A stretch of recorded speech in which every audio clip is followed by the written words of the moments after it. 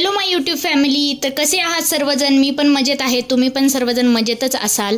तर मी एक काल पोस्ट टाकली होती की मी आजपासून व्लॉग सुरू करणार आहे. तर हा माझा फर्स्ट व्लॉग असणार आहे. तर फर्स्ट जो व्लॉग आहे तो स्वामींच्या प्राणप्रतिष्ठापनेपासून करूयात. तर माझ्याकडून जेव्हा स्टॉल आम्ही हलवला होता तेव्हा आधी जी घेतली होती स्वामींची मूर्ती ती थोडीशी माझ्याकडून ब्रेक झाली होती, त्यामुळे ती मी धरणात विसर्जन केलेली आहे आणि आज मी नवीन स्वामींची मूर्ती आणायला चाललेली आहे. तर तोच व्लॉग मी तुमच्यासोबत शेअर करते. तर इथून पुढचे जे काही ब्लॉग असणार आहेत ते इन्फॉर्मेटिव्ह असणार आहे तुमच्यासाठी. जर तुम्हाला व्यवसाय चालू करायचा असेल तर तो तुम्ही करू शकता. आता सध्या माझा केकचा सुद्धा व्यवसाय चालू आहे आणि सोबतच मी एक छोटासा फूड स्टॉल सुद्धा चालवतीये ज्यावर मी पिझ्झा आणि थालीपीठ सर्व करते. सकाळी मॉर्निंगला ब्रेकफास्ट सुद्धा सर्व करते. फक्त सकाळी 2 तास काम असते आणि संध्याकाळी 2 तास. तर स्वामींची मूर्ती घेण्यासाठी इथे मी या दुकानात आलेली आहे. मी आता सध्या राहायला कर्वेनगरमध्ये आहे. कमिन्स कॉलेज जवळून आम्ही आता आलेलो आहोत. तर या दुकानामध्ये चला आता आपण आतमध्ये पाहूयात की आपल्याला स्वामींची कशी मूर्ती भेटतीये. तर खूप छान दुकान आहे. पहिली सुद्धा मूर्ती मी याच दुकानामधून खरेदी केलेली आहे.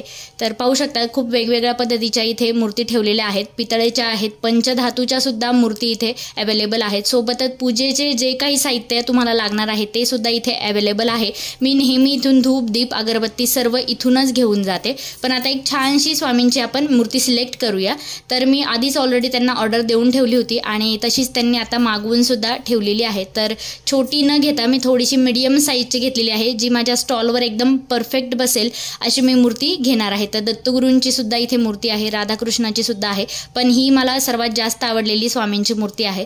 तर पाहू शकता एकदम रेखीव आहे, एकदम सुंदर अट्रॅक्टिव्ह अशी मूर्ती आहे आणि मला जशी हवी होती स्वामींची मूर्ती एकदम तशीच मिळालेली आहे. पाहता क्षणी असं वाटते की स्वामी आपल्याशी बोलतायत म्हणून. तर स्वामींची मूर्ती तर आता मी घेऊन झालेली आहे. तर स्वामींना बसण्यासाठी आपण आता जे काही आसन आहे त्यांचं ते घेऊया. तर वस्त्र इथे मी घेतेय. तर छान अशा डिझाईनमध्ये सुद्धा वस्त्र मिळत आहेत. तर पाहू शकता एकदम सुंदर असे वस्त्र आहेत. तर हे चॉईस झालेलं आहे मला. तर हे थोडंसं मोठं आहे, पण यातले सुद्धा छोटे जे आहेत ते सुद्धा मी घेणार आहे. तर हे एक वस्त्र घेऊन झालेलं आहे. तर यावरती आता आपण स्वामींची मूर्ती ठेवूयात. तर आजपासून उद्यापासून जे काही ब्लॉग येणार आहेत तर ते तुमच्यासाठी इन्फॉर्मेटिव्ह असणार आहे. जर तुम्हाला असा स्ट्रीट व्यवसाय करायचा नसेल तर तुम्ही घरातून सुद्धा बिझनेस तो करू शकता. तर त्याविषयी तुम्हाला किती प्रॉफिट झाले, किती त्यात तुम्हाला मार्जिन मिळणार आहे ते सुद्धा मी सांगणार आहे. तर पहा, स्वामींची ही मूर्ती घेतली, आता मी पॅक केली आहे. सोबत स्वामींना मुकुट सुद्धा घेतलाय, पण मुकुट एवढा परफेक्ट बसत नव्हता त्यामुळे तो मी कॅन्सल केलाय. फक्त हारच मी आता सध्या तात्पुरता घेतलेला आहे. तर मूर्ती व्यवस्थित पॅक वगैरे करून आता आपण यांचं पेमेंट करूया. तर मला मूर्ती ही 500 रुपयांना सांगितलेली आहे, ही जी मूर्ती आहे ती. तर आपण आता त्यांचं पेमेंट एकदा डन करून देऊया. तर 500 रुपये इथे मी त्यांना सेंड करते. सोबत त्यांनी मला 2 वस्त्रसुद्धा त्यावरती फ्री दिलेलं आहे, हारसुद्धा दिलेला आहे. इथे मी बार्गेनिंग काहीच केलेलं नाही आहे, कारण की आपण आज देवाची मूर्ती घेतोय त्यामुळे बिलकुल बार्गेनिंग केलेलं नाही आहे. तर स्वामींना आवडतात तसे आपण पिवळ्या रंगाची फुलं घेऊया. स्वामींना सोनचाफा फार आवडतो, पण आता सध्या सोनचाफा यांच्याकडे शिल्लक नाही आहे. जे 2 पॅकेट होते ते ऑलरेडी सेल आउट झालेले होते, त्यामुळे मी घेतलेले नाही. तर इथे थोडीशी पिवळी फुलं घेतलेली आहेत. जर तुम्ही स्वामी भक्त असाल तर नेहमी लक्षात ठेवा, स्वामींना सोनचाफ्याची फुले फार आवडतात, तर ती तुम्ही घेऊ शकतात. तर चला आता मूर्ती घेऊन झालेली आहे. आता निघूयात घरी. घरी आल्यानंतर आपण स्वामींची जी प्राणप्रतिष्ठापना आहे ती करणार आहोत. तर मला काही एवढं जास्त प्राणप्रतिष्ठापनेबद्दल काही माहिती नाही आहे. जशी मला येईल तशी साध्या भोळ्या पद्धतीने मी ही प्राणप्रतिष्ठापना स्वामींची करणार आहे.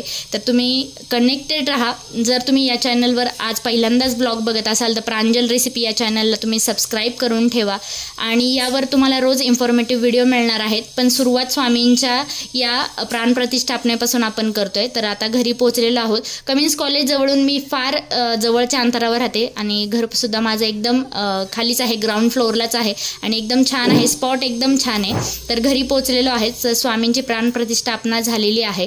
तर स्वामींना आपण चंदन लावून घेऊया. अष्टगंध चंदन वगैरे सर्व लावून दुधाने आणि सर्व पंच अमृताने त्यांना आंघोळ घालून झालेली आहे आणि व्यवस्थित वस्त्रावर खाली स्वस्तिक काढलेला आहे मी तांदळाचा आणि त्यावरती स्वामींना विराजमान इथे केलेलं आहे. तर हीच मूर्ती मी आता स्टॉलवर घेऊन जाणार आहे.